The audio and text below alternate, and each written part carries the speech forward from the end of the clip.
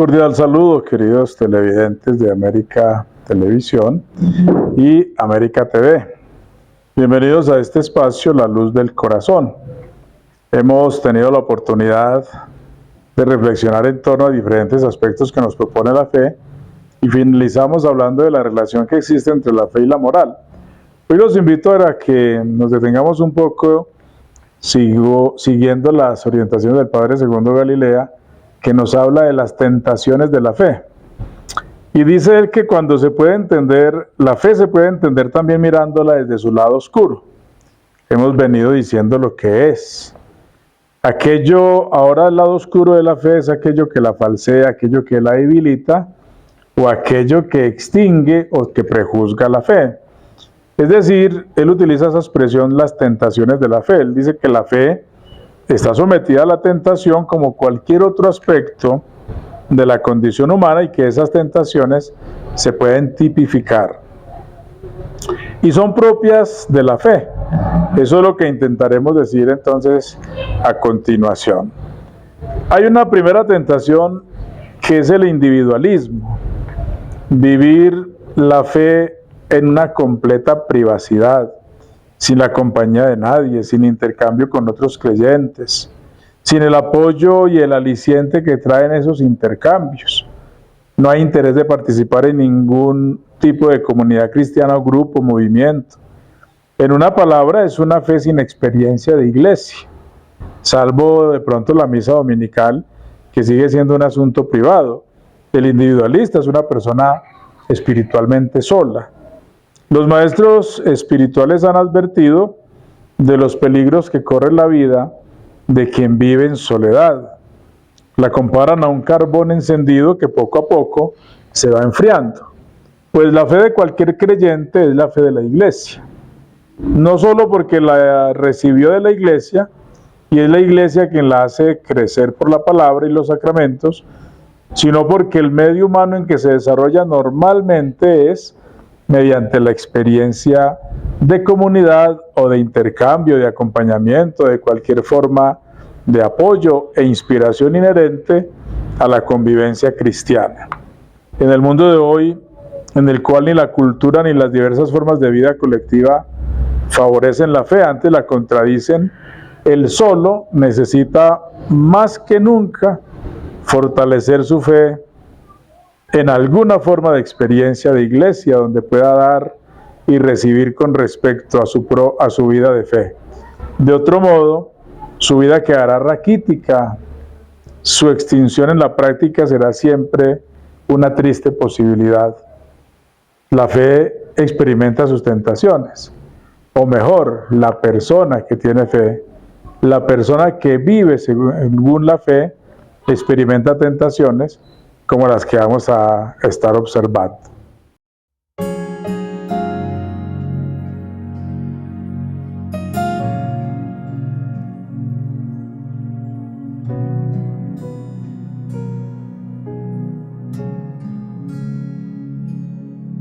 El Señor es mi pastor y nada me falta. Me hace descansar en verdes prados y me guía por tranquilas aguas. Me da nuevas fuerzas y me lleva por rectos caminos, haciendo honor a su santísimo nombre. Aunque pase por el más oscuro de los valles, yo nunca temeré peligro alguno, porque tú, oh Señor, estás siempre conmigo. Tu vara y tu bastón me inspiran confianza. El Señor es mi pastor. Preparado un banquete ante mis enemigos.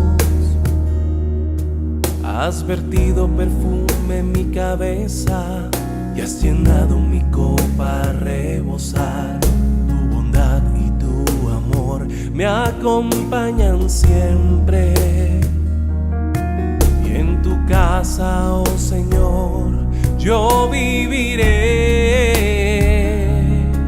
Aunque pase por el más oscuro de los valles, yo nunca temeré peligro alguno, porque tú, oh Señor, estás siempre conmigo. Tu vara y tu bastón me inspiran confianza.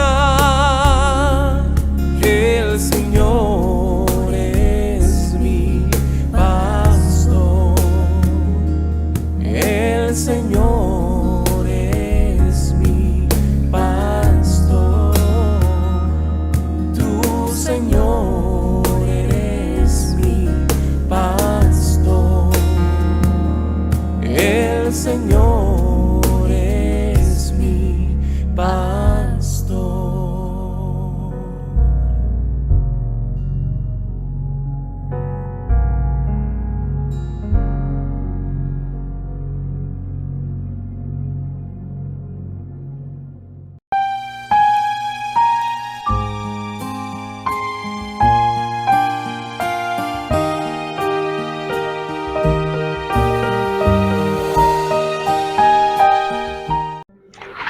Después de hablar del individualismo como tentación de la fe, se nos propone también la tentación del subjetivismo.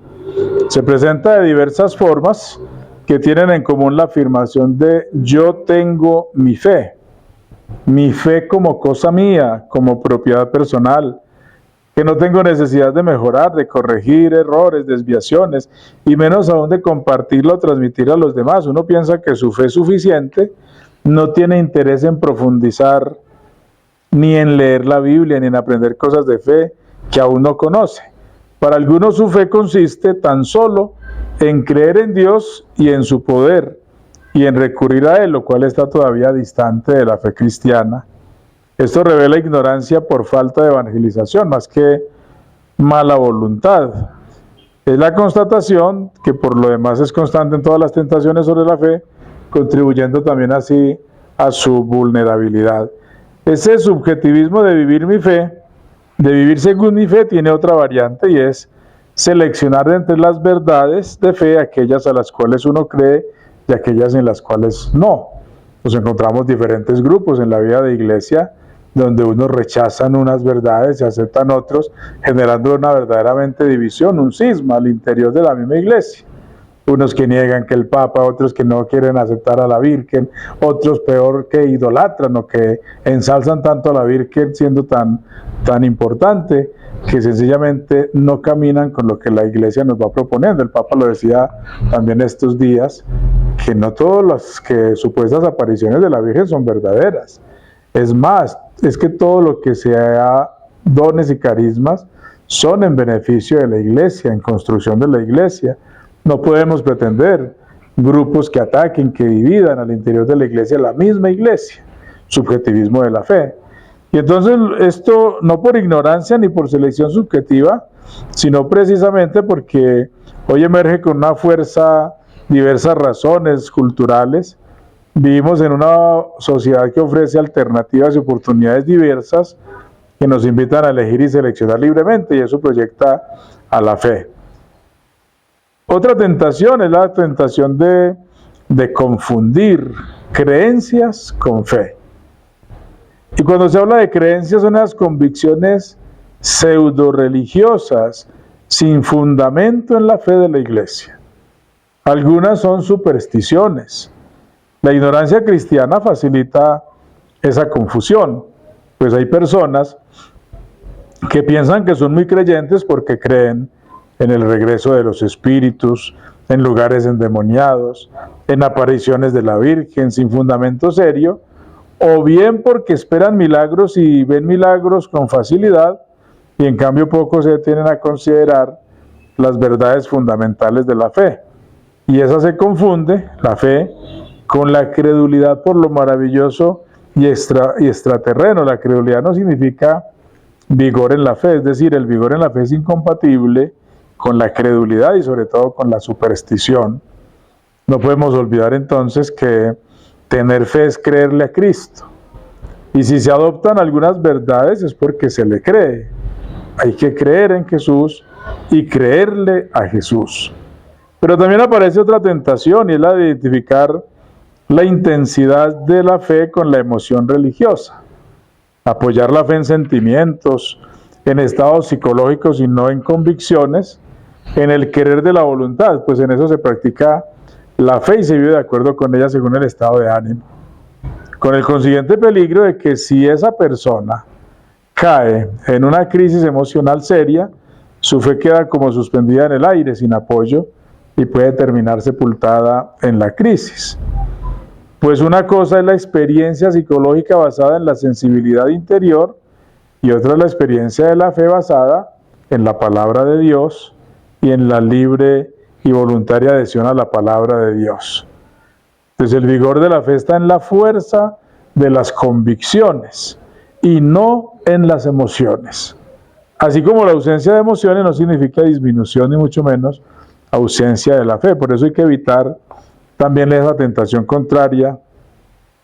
Lo relativo de las emociones, el no tener estas un papel decisivo respecto a la fe no significa que sean despreciables o sospechosas.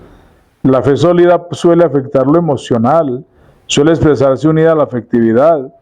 Para muchos la conversión a la fe comienza por la belleza, por la amistad, que son experiencias emotivas. Solo que su acceso a la fe ya no es un sentimiento, sino una convicción impulsada por la voluntad. Y esto tiene grandes consecuencias. La transmisión de la fe se realiza básicamente por el anuncio de la palabra, que llama a una conversión de la voluntad. Otra tentación que afecta a personas con cultura cristiana es confundir la fe con la teología. La teología no es la fe, supone la fe. La reflexión intelectual sobre la fe y la palabra de Dios es una ciencia, pero de hecho hay gente que tiene mucha fe y apenas sabe teología, y hay gente que no sabe mucha teología y tiene poca fe. La tentación de estos últimos entonces es creer que el vigor de la cultura religiosa corresponde al vigor de su fe, y no siempre es así. Pues se puede hacer de la teología una profesión y de su explicación un arte, sin que correspondan a una mínima o íntima experiencia de fe.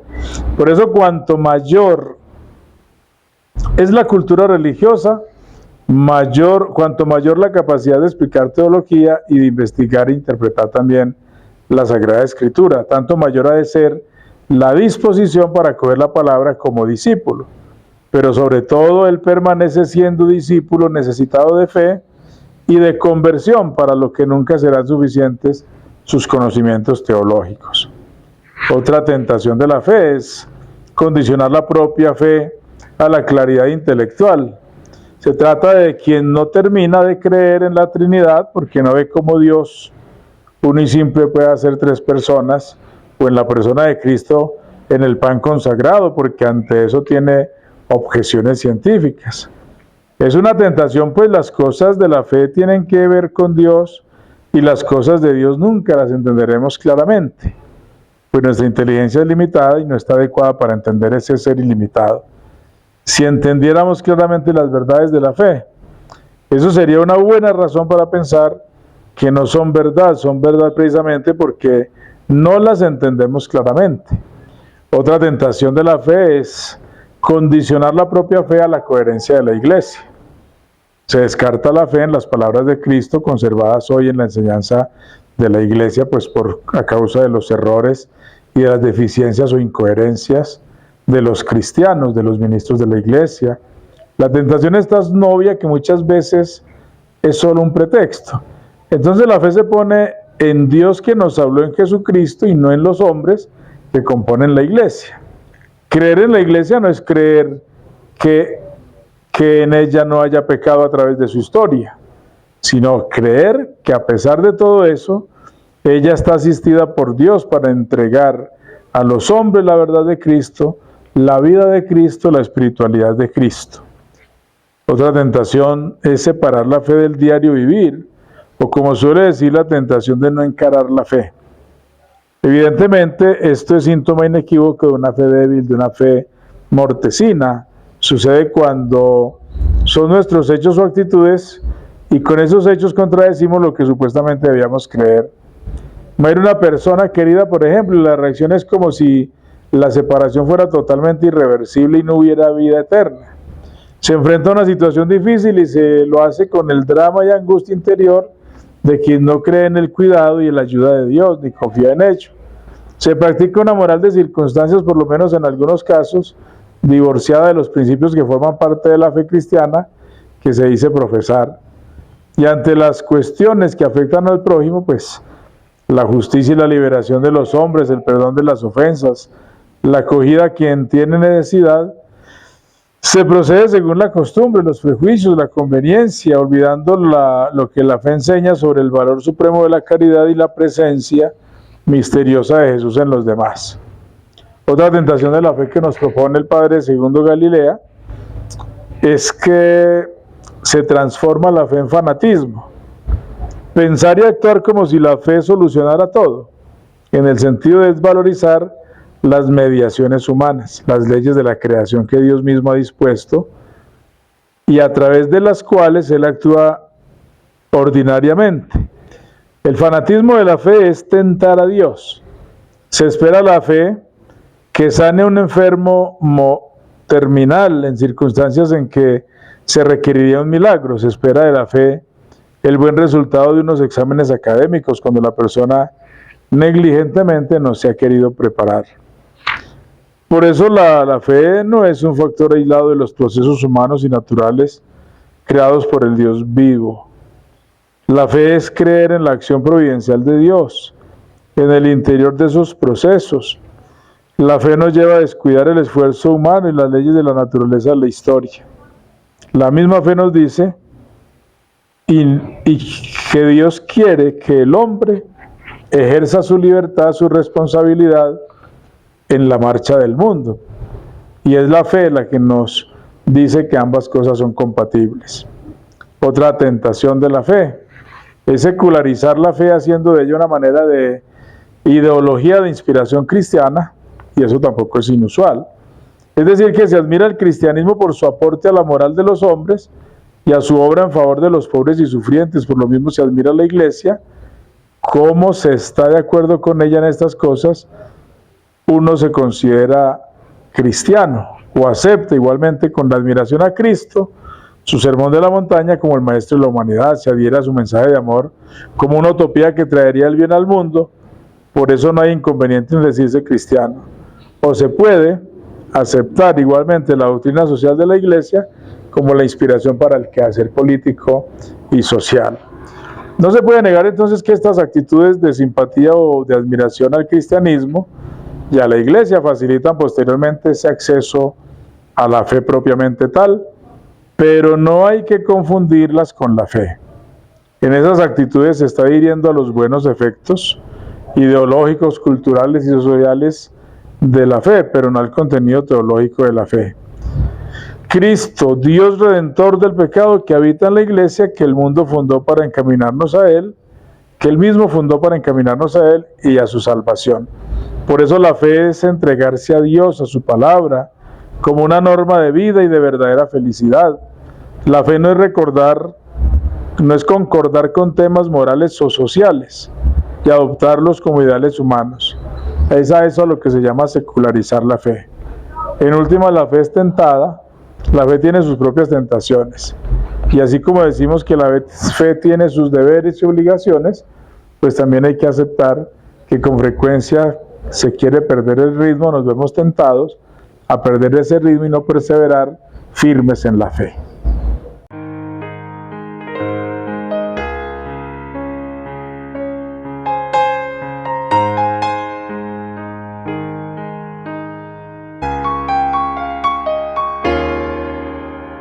Mira que llamo a tu puerta y si me abres cenaré contigo. A muchos he llamado, pero solo tú me has respondido. creas que has estado solo, te doy fuerzas para seguir. Soy tu auxilio, soy tu diestra, y no temas que yo estoy contigo. Solo quiero que me entregues todas tus preocupaciones y me ofrezcas tu dolor, y yo la vida te daré. Confía en mí, yo estoy aquí, y entrégate del todo a mí. Ábreme tu corazón, sé la razón de tu vida, transformaré tus heridas y las sanaré si tú quieres. Que con mi amor bastará para limpiar toda tu alma. Te amé antes de que me amaras, en la cruz te demostré que fue por amor.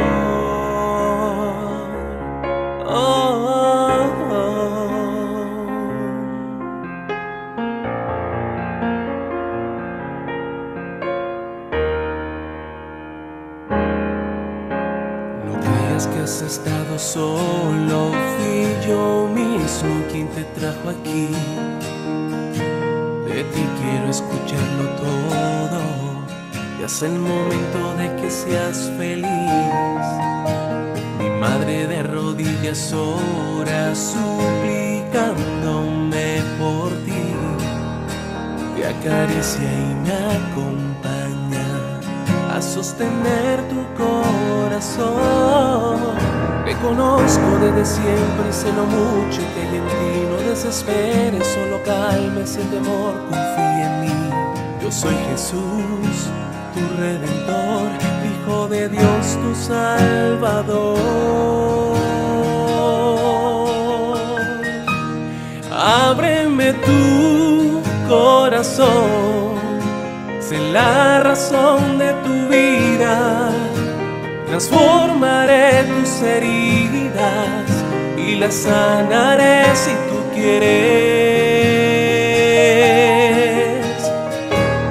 Que con mi amor bastará para limpiar toda tu alma. Te amé antes de que me amaras, en la cruz te demostré que fue por amor. Quiero sanar las heridas que te agobian, que marchitan tu interior y lastiman tu corazón. Entiende bien, todo es por amor. Ábreme tu corazón, sé la razón de tu vida, transformaré tus heridas y las sanaré si tú quieres.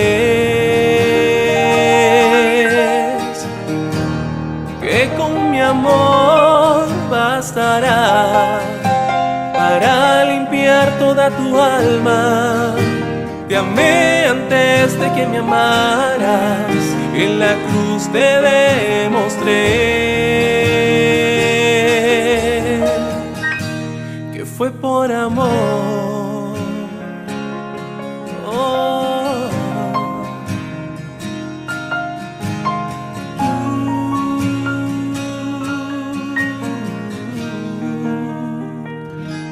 Que fue por amor.